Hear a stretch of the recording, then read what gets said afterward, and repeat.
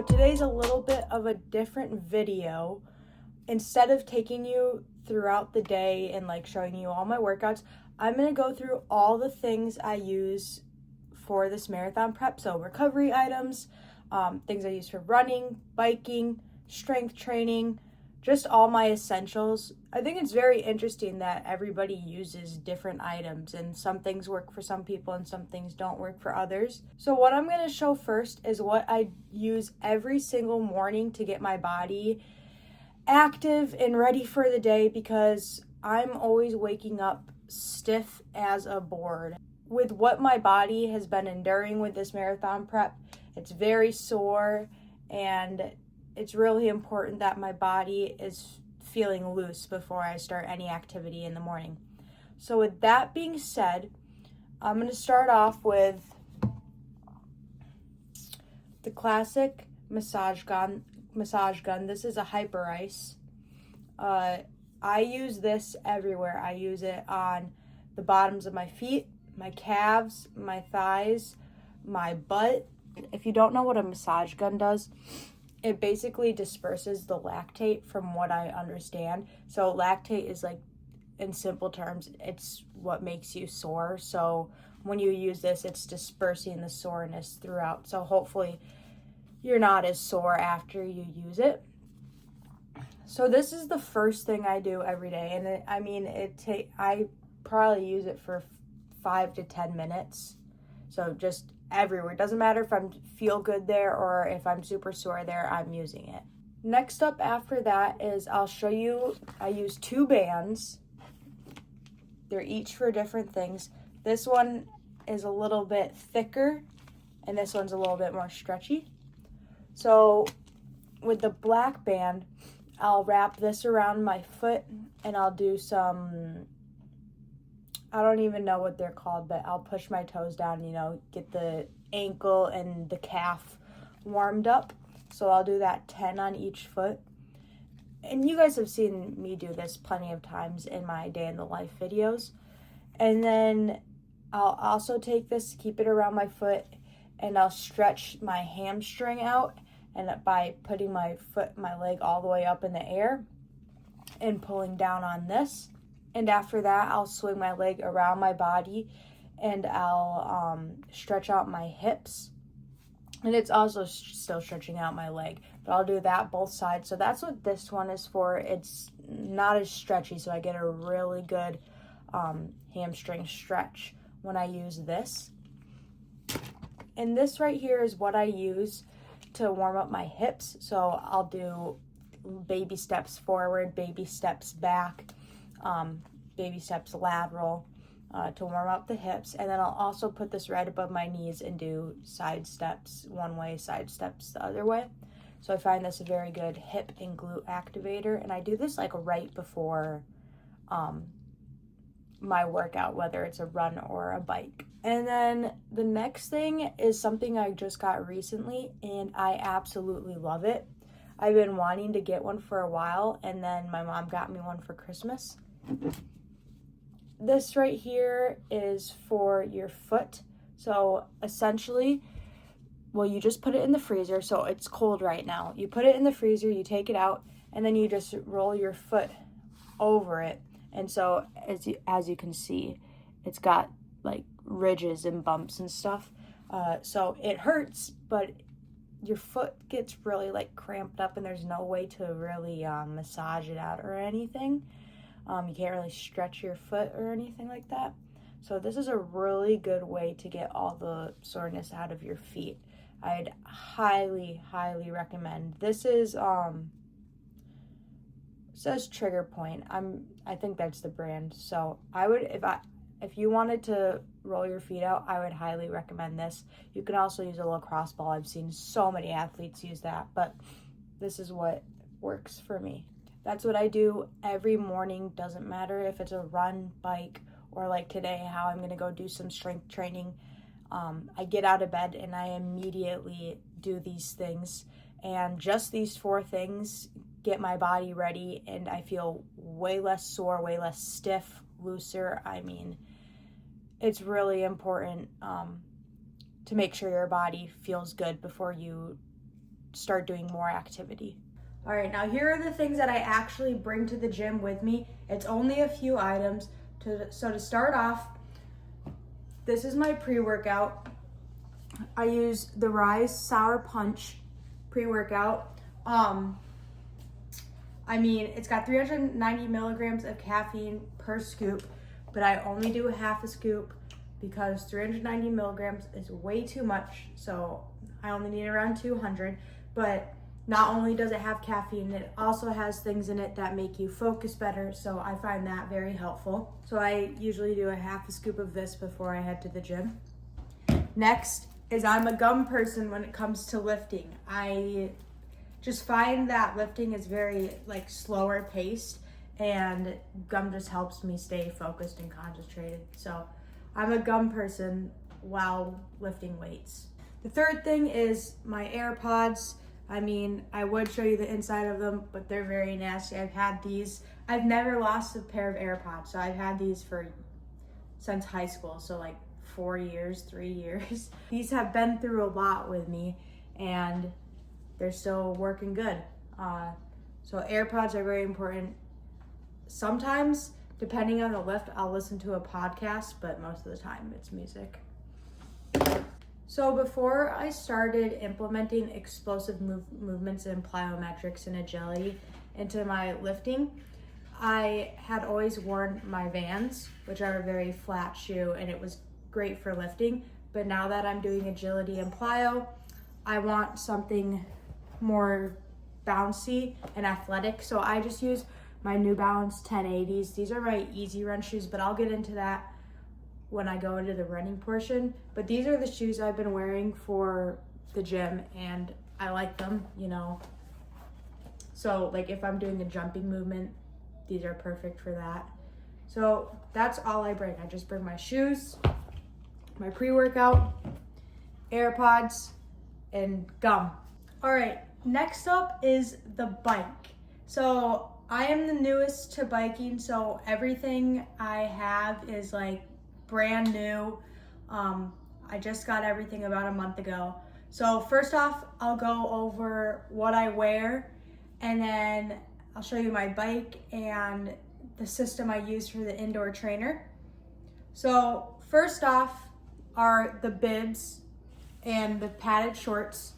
So right now I only own 2 pairs of bibs and shorts, and they're both by Specialized. So Specialized Bicycle Components is what it says on there.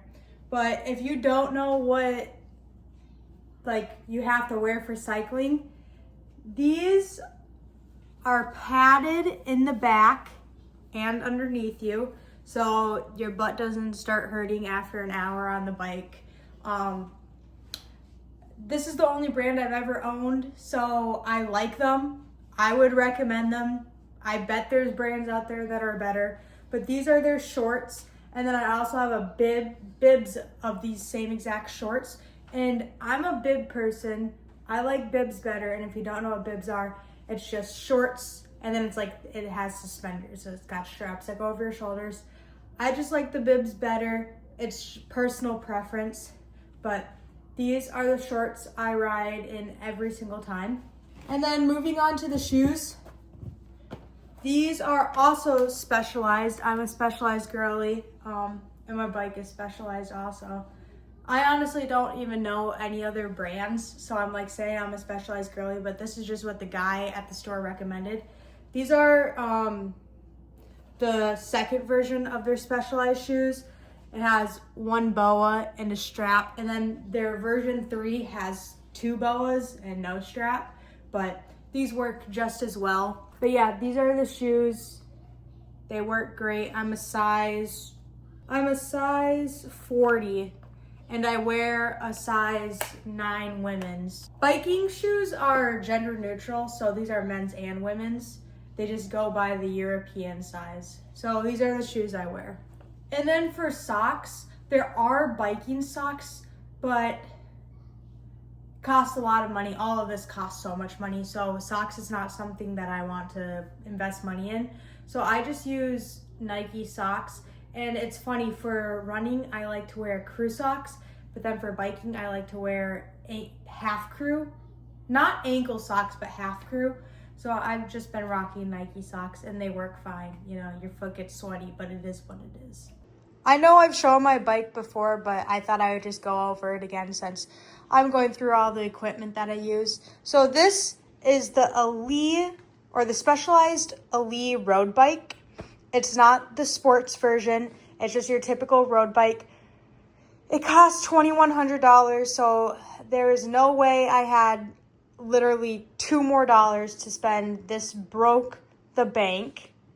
Everything on here is original besides the pedals, which I'll get to that. But these are the wheels that it came with, all the same gears that it came with. But I did get new pedals because I use clipless, which if you didn't know, clipless actually means clip-ins. So these are the Look pedals. I'm honestly not sure what these are called, but those are what I use, and then it's Shimano gears for everything. The one thing I did add on to the bike is I got these aero bars from BBB Bicycling. BBB Bicycling, that was a lot, but I really, really like them. Took me forever to figure out how to put them on, but eventually figured it out after lots of screaming and getting very irritated. But I love these. I like that it has the padding on them so like your hands aren't slipping. But I do, of course, use a towel because I sweat a lot as I bike. So this is what it usually looks like. I did also get a different seat. I have no idea what seat is good for my hip structure, but with seats, it's kind of like trial and error. So this is the Specialized seat that I went with. I like it. It's cushioned. The other one that it came with, I'm pretty sure was just like hard as rock, if I remember correctly. So there was no way I was going to be sitting on that. And the next thing that I have for my equipment is the Wahoo KICKR Core. I love this thing. I was going to get the Wahoo Snap, if you know what that is. It's where you keep the back wheel on and you just put and there's like cylinders, rolling pins. I'm going to say there's rolling pins and you just set your wheel on that. But went with the KICKR Core. It's been working great. I've got it connected to Zwift, obviously, which I'll show in a second, but would highly recommend this. I love it. Next thing for biking equipment is my computer. Why would you need a computer for biking? Well, this is what I use for Zwift. So I will show you what Zwift is in a second.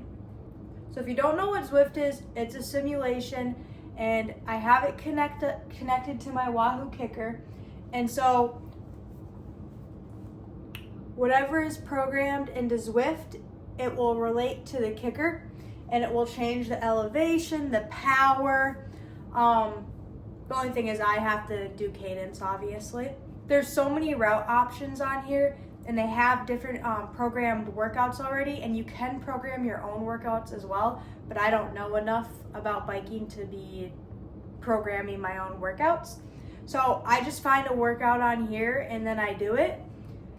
So here's just an example of what the start looks like, and these are all real people biking. Like, that's one thing about Zwift is it's a huge community. And if you want to make friends in the cycling world, this is the place to do it because there's people from Germany, Switzerland. I mean, so many Americans, Canadians, love to make friends with the Canadians. But that is what I do my indoor biking on. It's always Zwift. And then it goes straight to my Strava too, which is really nice to keep track. And then they have a whole entire section of workouts. And then, so let's say I want to do a sweet spot workout. So many options. These are all the sweet spot. And I mean, there's more for other workouts too. Like, let's say I want to do some recovery. Like today, I'm going to have a recovery ride. So I'll pick from here. And then it has the settings already set, and it'll go straight to my kicker, and then all I have to do is continue to pedal. So love Zwift, and you get to customize your biker character, which is pretty cool. So the computer is definitely an essential that I need for biking. Next up are just some tools that I need for my bike, and when I get into the summer, I'll be getting more things, but for right now, this is all I need. So to start off is chain lube. I just get WD-40, not regular WD-40. That will not be good for your bike chain. So I got the bike wet chain lube. I probably should have gotten the bike dry chain lube, because the wet is meant for like muddy and wet conditions, but I'm literally inside. But I'm just telling myself, well, it means that it will last longer. And literally you have to do this like once a month, maybe every month and a half. And I think this bottle will literally last me for like 2 years. This is just one version of a metric multi-tool. This has way more options. So it has those, and then all of these ones, and I don't even use half of them, but it's nice to have them, you know, if you have to adjust your seat, tighten anything, adjust your handlebars, tighten your aero bars. So it's just really handy to have this on you. I mean, I need it to take my wheel on and off, so a multi-tool is definitely recommended for your bike equipment. All right, so we've gone through the things I use for my morning daily routine. We've gone through the stuff I use for strength training and my bike rides. And then finally, I'm going to show you what I use for running. So to start off the running portion, I'm going to show you my shoe rotation. It's nothing special. I don't have a lot of money to spend, but I do have a few pairs of shoes I use weekly. So to start off, I'll show you my daily trainers. So I had shown these earlier, but for this marathon prep, I'm using the New Balance 1080s. I think the colorway is really sick for these. These are the version 14s. I put on a significant amount of miles. I'm not sure how many. They probably have a couple hundred miles left on them. Definitely there's a 1080 bandwagon, and so I had to hop on and see what the hype was about. And I'm going to be completely honest, these aren't my favorite shoes. I understand why people like them, but I just find they're not very comfortable for my feet. They don't fit my feet very well. And actually, literally within the first day, like, it's shaved off the sides, both shoes. Yeah, I know it's a problem that I have, because obviously my feet aren't supposed to be hitting each other, but I think that just goes to prove these shoes aren't really the best fit for me, but I'm going to ride them out. I mean, they were like $160, I think. I actually think I got them on sale for like $140. So the New Balance 1080s version 14s are like my go-to shoe. And then for my last marathon prep, I had been using the Evo SL. So this was the first bandwagon I ever hopped on. I still use them occasionally for this marathon prep. I don't use them very often, just when I want something different. Or if I'm feeling a little extra tired and I want some extra pop, I will use these, because these are a great universal shoe. I mean, you can use them for easy runs, long runs, and even tempo work, because the pop on them is crazy for not being a carbon plated shoe. When I need to get another daily trainer, I'm gonna get another pair of the Evo SLs. I would highly recommend, and they're pretty affordable, like $150. And I'm sure they're gonna go down as they keep coming out with new shoes. So next off, we got my tempo shoes. So these are the Boston 13s, and these are what I used in my first marathon back in November. It doesn't have a carbon plate, but it has carbon rods, and this was just a way better fit for me, being a beginner marathoner, and I was only running a 9:03 pace in the past marathon, so carbon plated shoes definitely was not needed. but I think these were a happy medium where it had still a significant amount of pop in response to my strides. These have now been rotated to my tempo workouts. I can't complain about them. They're on the heavier side for race day shoes and tempo workout shoes, but they work for me. I'm not some crazy fast athlete. So if you're looking for a beginner friendly race day shoe or tempo workout shoe that still has the pop, I would highly recommend the Boston 13s. And so those 3 pairs of shoes are the shoes I'm using for marathon prep. I don't have any other shoes. That's what works for me. I don't need a ton of shoes, so I would recommend those pairs of shoes. Next up for my running portion is highly underrated in its importance, and that is preventing any chafing. Every runner knows that once you start chafing, the rest of the run goes to pieces. It does not feel good. So I use 2 things for chafing. The first is Body Glide.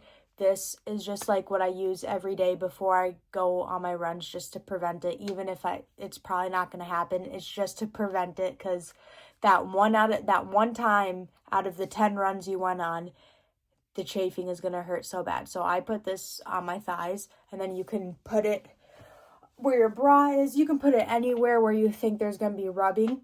And then when it comes to my long runs, I go up a little bit. I use some Vaseline.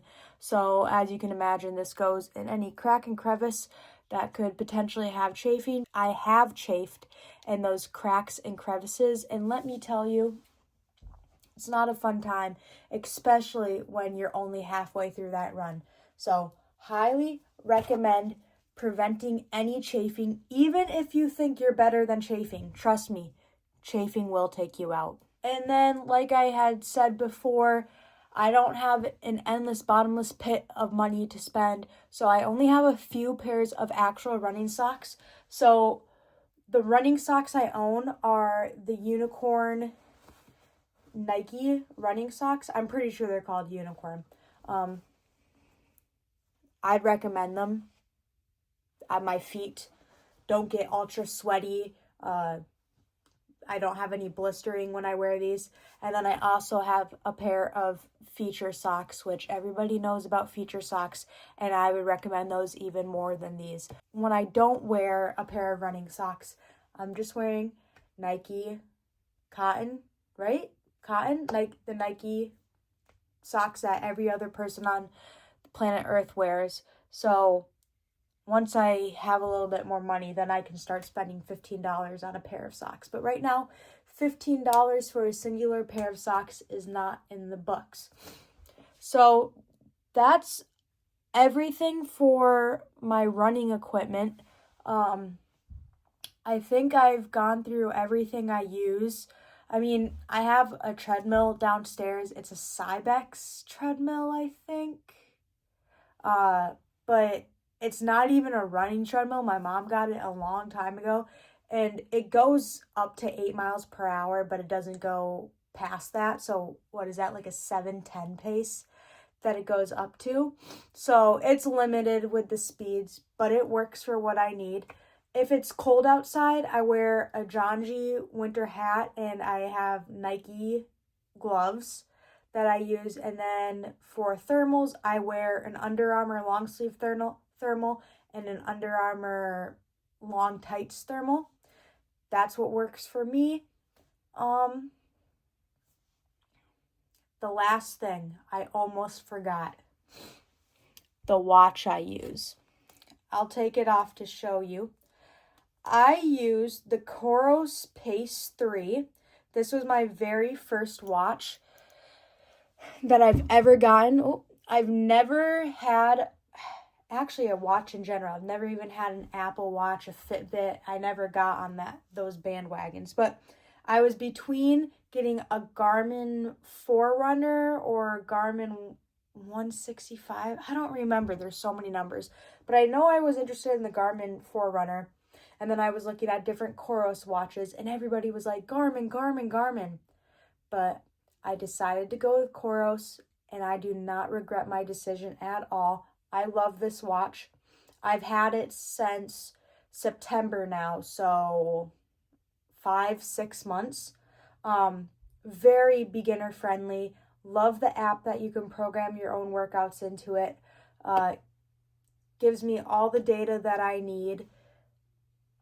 I would highly recommend it to somebody looking for their first watch, because this is one of the more affordable watches compared to the other watches. And the things that the more expensive watches give you, if you are a beginner, you do not need all that stuff. I know it looks really cool and it will be showing you all these cool data points, but you really don't need it unless you are the richest person on earth. It shows your paces, gives you a heart rate, tells you how you slept, tells you your training load. You can track your menstrual cycle on here. It tracks your steps, it tracks how many calories, it gives you the time, it tells you the date, but it does all the sports things you require, right? I only need to know my paces, and the fact I can put my own workouts into here and it will buzz and tell me if I'm going too fast or too slow and exactly when I need to change into my next set and speed it up or slow it down is perfect for me. So I would highly recommend the Coros Pace 3. And yes, you can change the background. So this is the background I chose. So I think that hits everything that I use for biking, strength training, and running.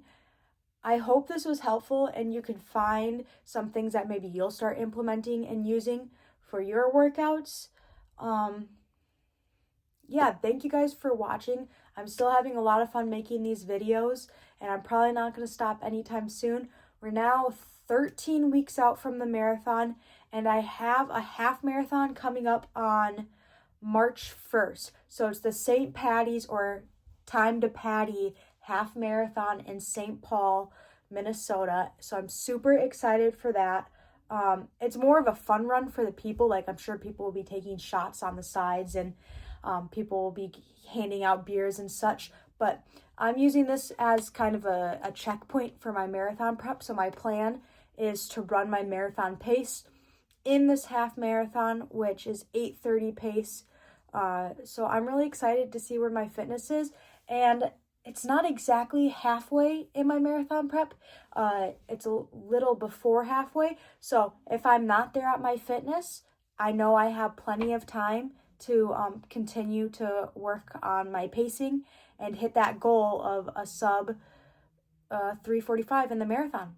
So thanks for watching. I hope you guys enjoyed once again, and I'll see you in the next video. Peace!